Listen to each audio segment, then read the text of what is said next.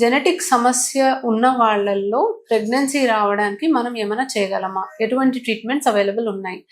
Hello అండి, నా పేరు doctor Suma, consultant 49 fertility centre Vijayawada.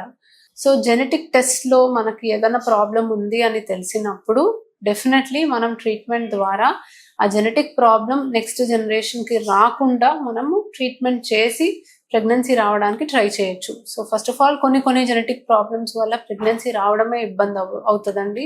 So మనం జెనెటిక్ టెస్ట్ చేసినప్పుడు హస్బెండ్కి వైఫ్కి ప్రెగ్నెన్సీ రాకపోవడానికి జెనెటిక్ ప్రాబ్లమ్సే కొన్నిసార్లు కారణం అవ్వచ్చు. కొన్నిసార్లు ఈ జెనెటిక్ ప్రాబ్లమ్స్ వల్ల ప్రతిసారి ప్రెగ్నెన్సీ వస్తుంది కానీ అబార్షన్స్ అవ్వడానికి ఛాన్స్ ఉంటుంది. సో రికరెంట్ ప్రెగ్నెన్సీ లాస్ కూడా రావచ్చు.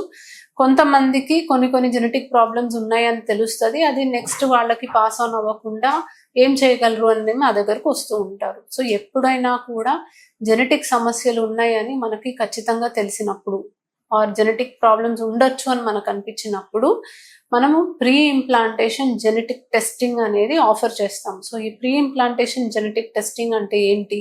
మనం IVF ద్వారా ఎగ్ అండ్ స్పర్మ్ కలిపి ముందు బేబీని ఫామ్ చేసి, ఫామ్ అయిన baby usually 5th day embryo, ఒక 50 cells ఉన్న ఎంబ్రియోలో ఒక 4-5 cells బయాప్సీ చేసి జెనెటిక్ అనాలిసిస్కి పంపిస్తాం.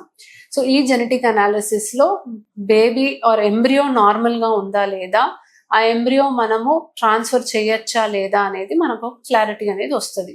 సో రిపీటెడ్ అబార్షన్స్ అయిన వాళ్ళకి, లేదా మనకి రిపీటెడ్ ఇంప్లాంటేషన్ ఫెయిలియర్ అంటే మంచి ఎంబ్రియోస్ పెట్టి కూడా ప్రెగ్నెన్సీ రాని వాళ్ళకి, లేదా మనకు ఆల్రెడీ జెనెటిక్ ప్రాబ్లం ఉంది, కొన్ని జెనెటిక్ ప్రాబ్లమ్స్ ఒక జనరేషన్, ఒక తల్లి నుంచి బిడ్డకి అట్లా పాస్ ఆన్ అవుతూ ఉంటాయి. సో అలా రాకుండా ఉండాలి అనుకున్న వాళ్ళకి కూడా మనము ఈ ప్రీ ఇంప్లాంటేషన్ జెనెటిక్ టెస్టింగ్ అనేది ఆఫర్ చేస్తాం. దీని ద్వారా మనకి జెనెటికలీ నార్మల్ ఎంబ్రియో ఏది అని మనం కనిపెట్టి దాన్ని ట్రాన్స్ఫర్ చేస్తాం కాబట్టి ప్రెగ్నెన్సీ రావడానికి అండ్ నిలబడటానికి ఎక్కువ ఛాన్సెస్ ఉంటాయి. సిమిలర్గా కొన్ని జెనెటిక్ సమస్యలు ఉన్న వాళ్ళల్లో అది నెక్స్ట్ వాళ్ళ బేబీకి కూడా పాస్ ఆన్ అవ్వకుండా కూడా మనం ఈ ప్రీ ఇంప్లాంటేషన్ జెనెటిక్ టెస్టింగ్ అనేది చేయగలం. సో PGT మనకి కేవలం ప్రెగ్నెన్సీ రావడానికి సక్సెస్ రేట్సే ఇంప్రూవ్ చేయదు, బట్ అబార్షన్ అవ్వకుండా ఉండడానికి కూడా ఇది హెల్ప్ అవుతుంది. అండ్ జెనెటిక్ సమస్యలు ఒక జనరేషన్ నుంచి నెక్స్ట్ జనరేషన్కి పాస్ ఆన్ అవ్వకుండా కూడా ఈ ప్రీ ఇంప్లాంటేషన్ జెనెటిక్ టెస్టింగ్ అనేది చేస్తాం. ఇది అందరికీ చేయమండి, కొంతమంది ఇండికేటెడ్ వాళ్ళకే చేస్తాము.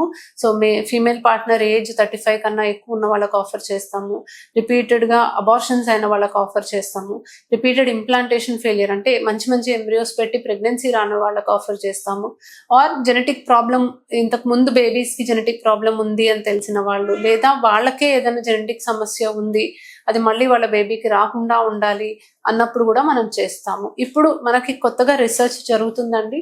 మనకి పేరెంట్స్లో షుగర్, BP లాంటివి కూడా మనం నెక్స్ట్ జనరేషన్కి రాకుండా ఏమన్నా జీన్స్ మనం కనిపెట్టి ఆ ఎంబ్రియోస్ కాకుండా నార్మల్ ఎంబ్రియోస్, హెల్తీ ఎంబ్రియోస్ పెట్టచ్చా అని కూడా రీసెర్చ్ జరుగుతుంది. బట్ దానికి ఇంకా డెఫినెట్లీ టైం ఉంది. But as of now genetic testing తోటి ప్రెగ్నెన్సీ వచ్చే ఛాన్స్ ఇంప్రూవ్ చేయొచ్చు, అబార్షన్ అవ్వకుండా ఉండే ఛాన్స్ ఇంప్రూవ్ చేయొచ్చు, అండ్ హెల్దీ బేబీస్ పుట్టడానికి కూడా మనం ప్రయత్నం చేయొచ్చు. IVF ట్రీట్మెంట్స్లో బ్లడ్ థిన్నర్స్ ఎందుకు వాడతారు? So first and foremost blood thinners IVF చేసిన ప్రతి ఒక్కళ్ళకి యాక్చువల్లీ అవసరం లేదండి. ఎందుకంటే మనకి కొన్ని ఇండికేషన్స్లో మాత్రమే బ్లడ్ థిన్నర్స్ అనేవి ఇండికేటెడ్ ఉంటాయి. సో యూజువలీ బ్లడ్ థిన్నర్స్ ద్వారా మనకి రక్తం గడ్డ కట్టకుండా ఉండడానికి మనం ఇస్తూ ఉంటాము. సో మదర్ నుంచి బేబీకి రక్త సరఫరా వెళ్తుంది, అండ్ ఈ మదర్కి మనకి రక్తం గడ్డగట్టే తత్వం ఉన్నప్పుడు, రక్తం గడ్డగట్టినప్పుడు రక్త సరఫరా అనేది మనకు సరిగ్గా జరగక రిపీటెడ్ అబార్షన్స్ అవ్వడానికి, లేదా ఆ పర్టికులర్ ప్రెగ్నెన్సీలో మిస్క్యారేజ్ అవ్వడానికి ఛాన్సెస్ అనేవి ఎక్కువగా ఉంటాయి. సో కొన్ని సిచ్యువేషన్స్, కొన్ని కండిషన్స్లో మనకి రక్తం గడ్డకట్టే తత్వం ఉంది అని తెలిసినప్పుడు బ్లడ్ థిన్నర్స్ అనేది వాడతాము. సో ఈ బ్లడ్ థిన్నర్స్ ఏంటి? First and foremost low dose aspirin. So aspirin 75 mg once daily వాడుతూ ఉంటాము. అండ్ లో molecular weight heparin injection 40 mg subcutaneous daily వాడుతూ ఉంటాము. సో ఇవి ఏ కండిషన్స్లో వాడాలి? First and foremost APLA antibody positive ఉన్నప్పుడు. సో యాంటీఫాస్ఫోలిపిడ్ యాంటీబాడీ సిండ్రోమ్ అని ఉంటుందండి. ఈ సిండ్రోమ్ ఉన్న వాళ్ళల్లో కొన్ని యాంటీబాడీస్ ఉంటాయి బాడీలో, అండ్ ఈ యాంటీబాడీస్ ఉండడం వల్ల రక్తం గడ్డగట్టే తత్వం వాళ్ళకి ఉంటుంది. సో ఎప్పుడైతే వీళ్ళకి ప్రెగ్నెన్సీ వస్తుందో ఇది యాక్టివేట్ అయ్యి దానివల్ల రక్తం గడ్డగట్టినప్పుడు మనకి రక్త సరఫరా బేబీకి అందక అబార్షన్స్ అవ్వడానికి ఎక్కువ అవకాశం ఉంటుంది. సో యాప్లా యాంటీబాడీ పాజిటివ్ ఉన్న ప్రతి ఒక్కళ్ళకి మనము బ్లడ్ థిన్నర్స్ అనేవి ప్రిస్క్రైబ్ చేస్తాం. రెండవది ప్రీవియస్ హిస్టరీ ఆఫ్ థ్రాంబోఎంబోలిజం. సో ఇంతకుముందు రక్తం గడ్డగట్టడం వల్ల ఏదన్నా ప్రాబ్లమ్స్ అయినాయి, సో కాళ్ళకున్న వెయిన్స్లో ఏదన్నా మనకి థ్రాంబోసిస్ రావడం, లేకపోతే మెదడులో ఒక్కొక్కసారి బ్లడ్ క్లాట్ అవ్వడం, ఇలాంటి ప్రాబ్లమ్స్ ప్రీవియస్గా హిస్టరీ ఉన్న వాళ్ళల్లో కూడా మనం బ్లడ్ థిన్నర్స్ కంపల్సరీగా పెడతాం. మూడోది కొన్ని ఆటోఇమ్యూన్ కండిషన్స్ అండి, ఎస్ఎల్ఈ, కొన్ని ఆటోఇమ్యూన్ కండిషన్స్లో కూడా బ్లడ్ థిన్నర్స్ మనకు థ్రాంబోసిస్ వచ్చే అవకాశం ఉంది అన్నప్పుడు పెడతాం. ఇన్హెరిటెడ్ థ్రాంబోఫిలియాస్ అని కూడా అంటాం. So protein S deficiency, protein C deficiency, antithrombin 3 deficiency. So ఇవన్నీ మనకి రక్తం గడ్డగడుతుంది అన్న ప్రాబ్లమ్స్ అనేవి ఏర్పడే ప్రతి ఒక్క కండిషన్లో కూడా మనం బ్లడ్ థిన్నర్స్ అనేవి ఖచ్చితంగా ప్రిస్క్రైబ్ చేస్తాం.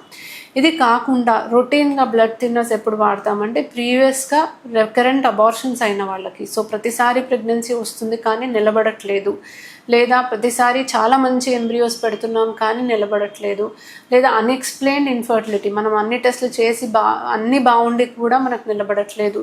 కానీ ఇది ఖచ్చితమైన ఇండికేషన్ కాదండి. గైడ్లైన్స్ ప్రకారం యాక్చువల్లీ వీటికి మనము ఇవ్వాల్సిన అవసరం లేదు, కానీ ఆల్రెడీ అన్ని ట్రీట్మెంట్స్ ట్రై చేసి కూడా రాలేదు ప్రెగ్నెన్సీ అన్నప్పుడు ఈ బ్లడ్ థిన్నర్స్ కొంచెం డెఫినెట్లీ హెల్ప్ అవుతాయి. మా పర్సనల్ ఎక్స్పీరియన్స్లో యూజువలీ ప్రతిసారి పేషెంట్కి ఒకసారి ట్రాన్స్ఫర్ చేసి అన్నీ బాగుండి కూడా ప్రెగ్నెన్సీ రానప్పుడు సెకండ్ టైం ఖచ్చితంగా బ్లడ్ థిన్నర్స్ యాడ్ చేయడానికి మేము ట్రై చేస్తాము. బాగా లావుగా ఉన్న వాళ్ళలో కూడా మేము బ్లడ్ థిన్నర్స్ యాడ్ చేస్తాము, ఎందుకంటే మనం హార్మోన్స్ ఇస్తాము, కొంచెం ఎక్కువ డోస్ ఆఫ్ హార్మోన్స్ ఇచ్చినప్పుడు రక్తం గట్టడానికి కూడా అవకాశం ఉంటుంది. కాబట్టి బ్లడ్ థిన్నర్స్ ఇవ్వడమే సేఫ్ అండి. సో మనం ఇచ్చేదన్నీ కూడా లో డోస్ ఆస్పిరిన్, లో మొలిక్యులర్ వెయిట్ హెపారిన్, కాబట్టి దీనికి యూజువలీ సైడ్ ఎఫెక్ట్స్ ఏమీ ఎక్స్పెక్ట్ చేయము. చాలా సేఫ్గా బ్లడ్ థిన్నర్స్ వాడచ్చు. But it is a daily injection కాబట్టి పేషెంట్కి కొంచెం డిస్కంఫర్ట్ ఉంటుంది. But usually when ever indicated ఈ బ్లడ్ థిన్నర్స్ వల్ల డెఫినెట్లీ చాలా మేలు జరుగుతుంది. Thank you.